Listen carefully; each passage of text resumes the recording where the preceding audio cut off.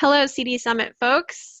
My name is Melissa Sussmann from Puppet, and I'm here to help you take control of your DevOps dumping ground. So, over the past 5 years, we've been seeing a shift in the center of gravity for where and how automation happens.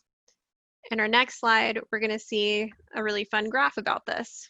Cloud adoption has shifted to the center of gravity for automation. So over the past 5 years, again, we've been seeing this. The driver for it is often expressed as the catch-all phrase of moving to the cloud. But cloud is often more of a catalyst for change than the mechanism for it.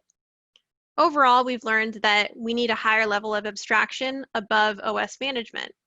What Puppet brings to the DevOps world for OS management, we are hoping that a new product can bring to the API management via workflows as code.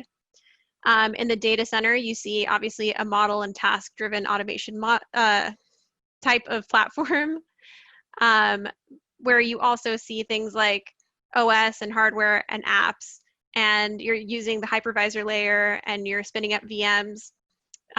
In this world, configuration management is king, and Puppet is, the market leader.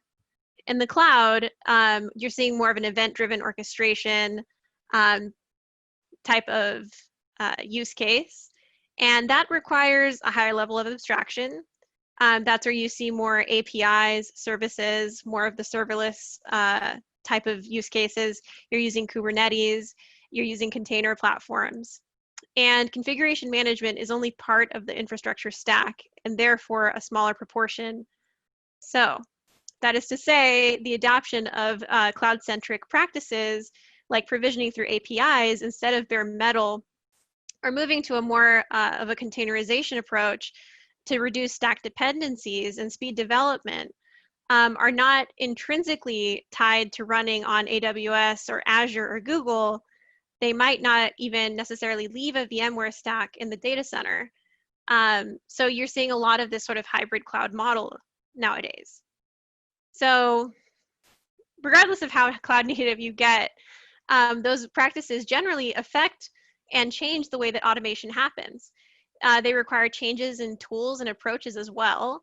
Some of the most important changes that we're seeing are that we're moving away from a purely, let's say, on-premise model, or over to like a hybrid model, or even we're having task automation that basically changes and integrates with a broader range of event sources. So that's where you see more of that event-driven orchestration and more of that cloud native model. A move to, as I mentioned a while ago, managing at an arm's length through APIs for everything from provisioning, CPU, storage, networking to DNS, and load balancing is also a part of moving over to the cloud. And importantly for Puppet, a shift in how configuration management fits into the rest of the automation landscape. So rather than having it be the central driver for automation, it's more of a piece of a larger picture that's centered more squarely on application delivery. And so that's where you actually see more of this continuous delivery stuff that's coming out. And especially continuous deployments within the scope of Kubernetes and within the scope of the cloud native world. So as we've been talking to customers and the community and industry over the past few years, we've been trying to understand how to basically help in this, ever-changing world. So the first lesson that we've learned is that CD is hard. CD is really hard, I'm sure, as most people from CD Summit would know. As you can see, this is a pretty convoluted landscape. This landscape from James Bowman is a pretty illustrative little graph of the complexity of the problem. It's even a few years old now, and things have actually gotten more complex, and especially as the market becomes even more saturated, not less complex.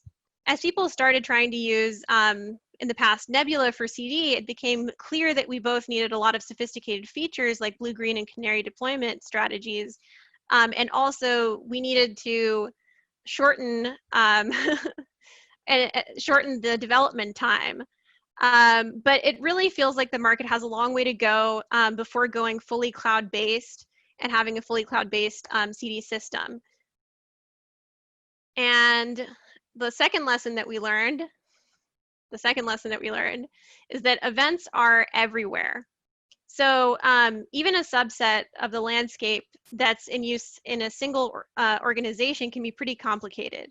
And increasingly, the tools, basically, they talk to each other through APIs, as mentioned in the first slide, generating and consuming events. So the emerging practice of GitOps is a great example of this. A new container version shows up in a registry, a tool like Argo or Weaveworks, Flux gets a notification that it's there.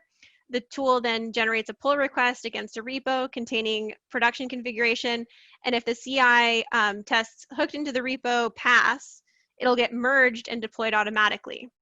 So that's great at a certain level and has a ton of benefits, but it's also insanely complicated. As mentioned previously, events are everywhere. And here you kind of see just where they can all come from. And interoperability here can get really complex. And that's just one example of an event-based workflow. When we look at modern ops teams, there might be 10 or 20 of these processes in any particular given day. So to make this better, some devs try to create their own one-off automation tools or integration hubs, usually per team or per project. Examples might include using Lambda and writing functions for EC2 management tasks, running scheduled jobs for EBS cleanup, repurposing a CI/CD tool like Jenkins for incident response workflows. So it gets pretty convoluted.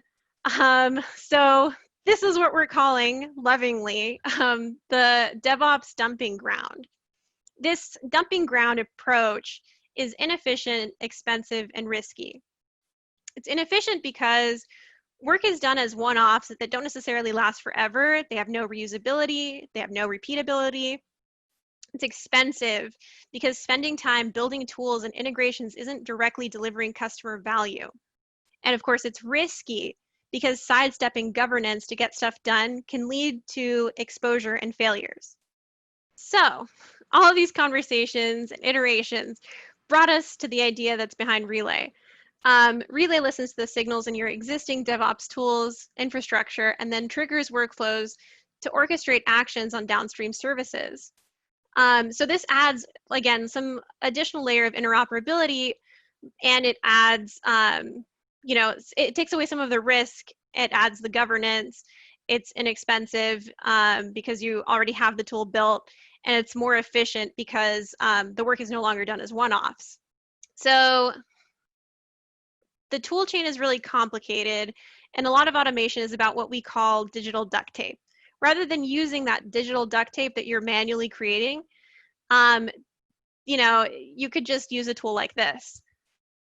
For example, there could be a killer process for provisioning new, let's say new LBs, but the point to where it ends, someone tends to have to pick it up manually and carry it forward to say, close the ticket that started the request.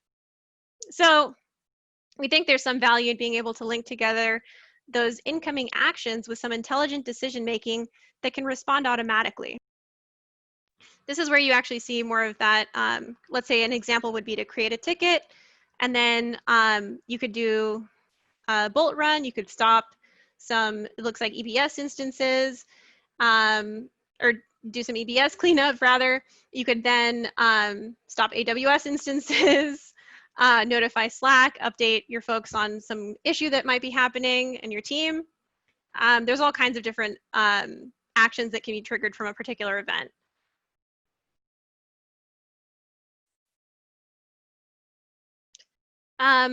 We are calling this the workflows as code and workflows as YAML perspective.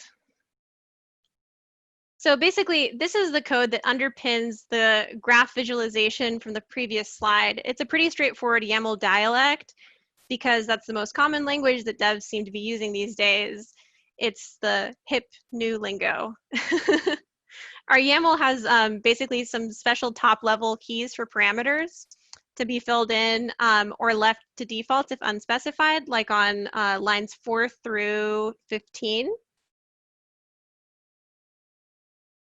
We also have some tags that use the exclamation point tag notation to access those parameters, and secrets that are stored on the device as on lines 22 through 24. And there's also the ability to pass data between steps using the bang output tag as on lines 30 and 38. One neat thing from an authoring standpoint is that this workflow format is defined in a JSON schema file, so it's basically easy to set up the VS Code YAML plugin from Red Hat to do a real-time validation and syntax completion for it. It really speeds up the development process as a whole. And of course, we're using Tekton pipelines to help us basically build and traverse a graph of steps that make up the workflows for Relay.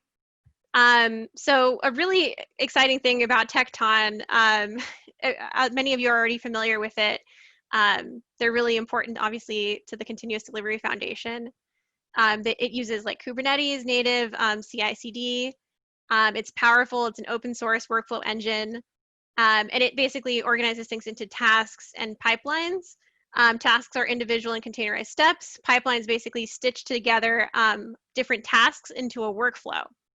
And basically, Tekton pipelines are what basically help us build and traverse a graph of the steps that make up the workflows for Relay. So Relay uses that. Each step is basically a container execution. And that can be an off-the-shelf container to run scripts or talk to remote APIs, or one that's built with the Relay tooling layer to access and modify the state that's passed around through the workflow's lifecycle. To go into this a little bit more, this basically shows the main pieces of service architecture. So you have on the left 3 different ways to start workflows. We basically can generate URLs that can send webhook payloads to or from outside services and map those to trigger handlers via Ambassador.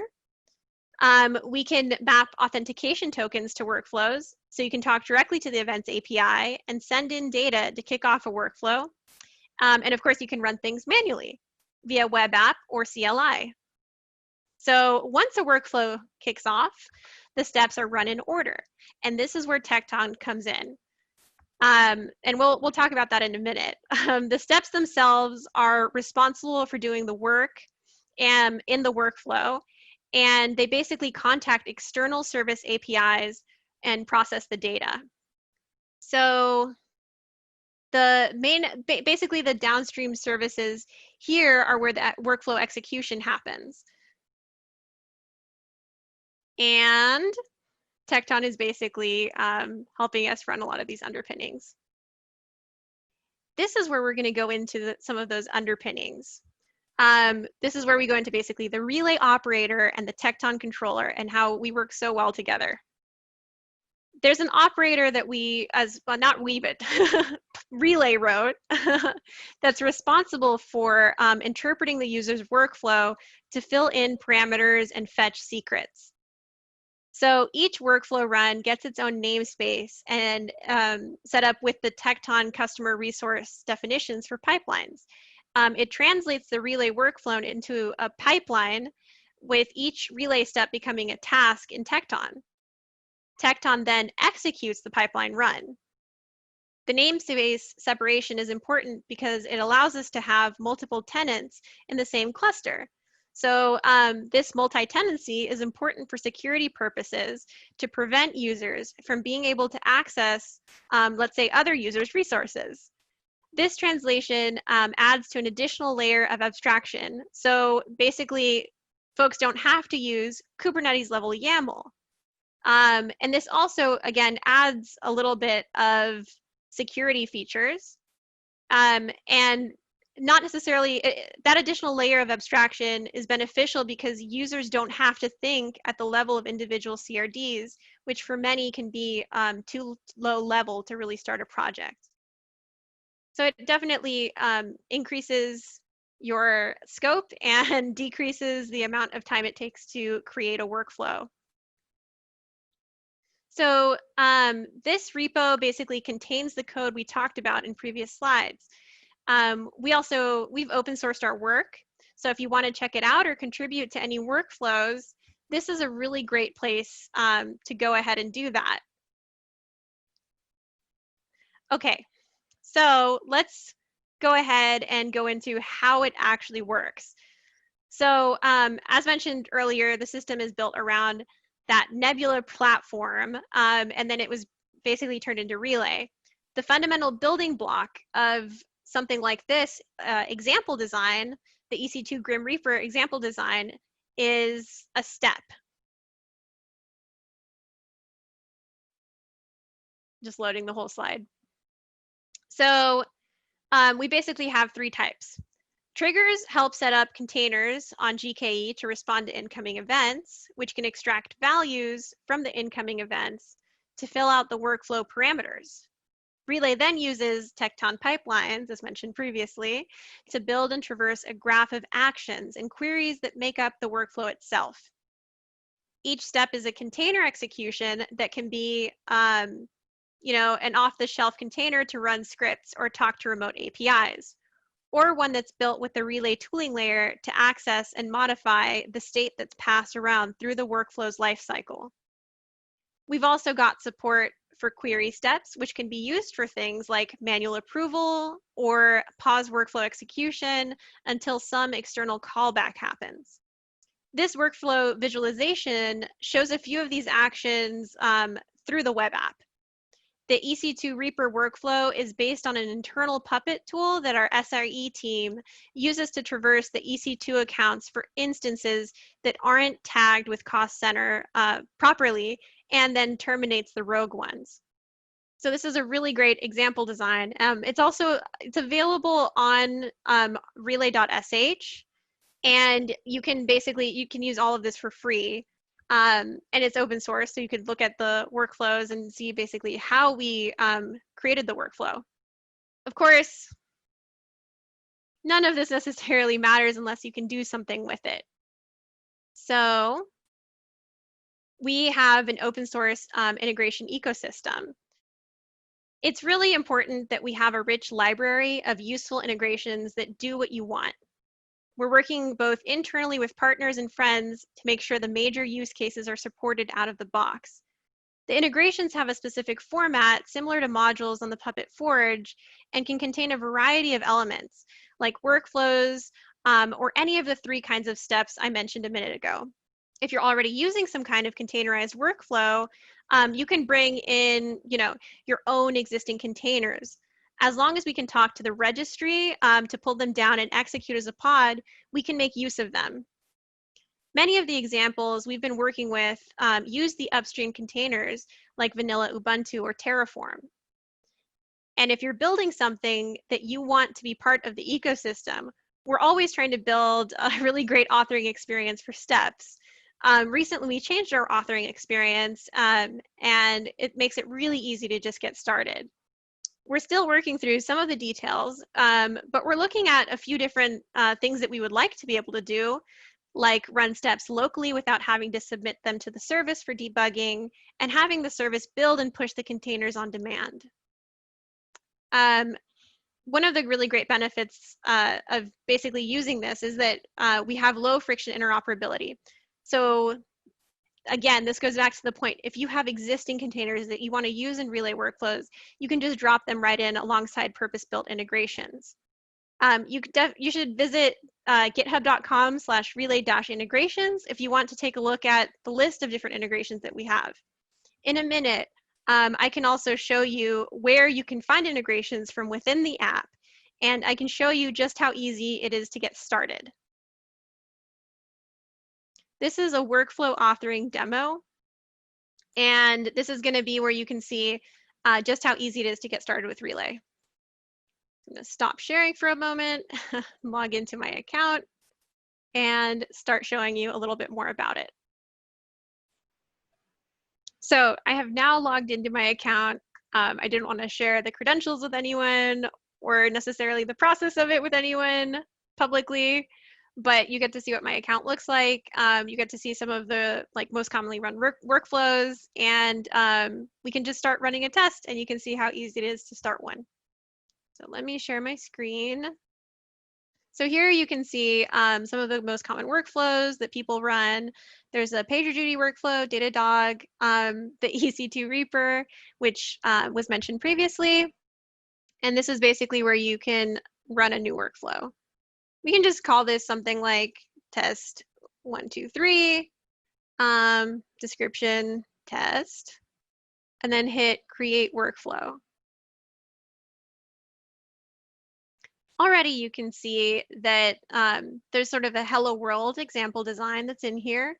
And here we have some explanation of what you might want to use for like parameters. And we also point to a library of pre-configured webhook triggers that's available for common integrations.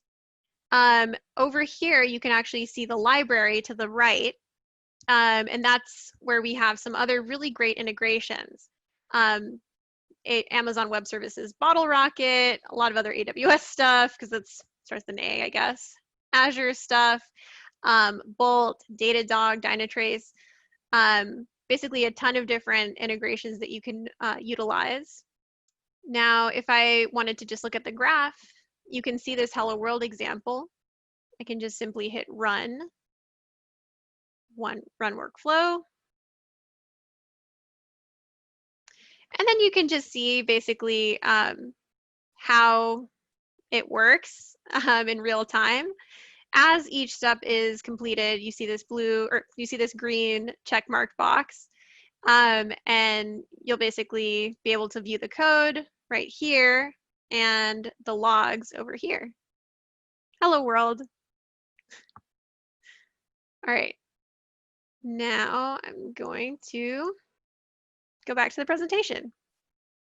So the product is available now, and you can sign up at Relay.sh. Feel free to join us in Slack at slack.puppet.com for Q&A in the hashtag Relay channel. Anytime, even after this event is over, just to throw in some questions or comments. You can also check out our GitHub repos with these different links. The integrations are there, and of course the Relay core is in github.com/puppetlab/relay-core.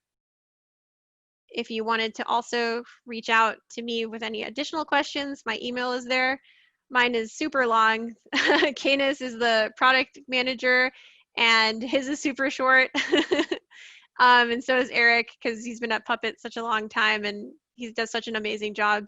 Eric is the technical product manager, and feel free to reach out to any of us with any questions that you might have about Relay. Thank you so much for your time. It's been a pleasure being able to do a presentation on this. Have a wonderful summit.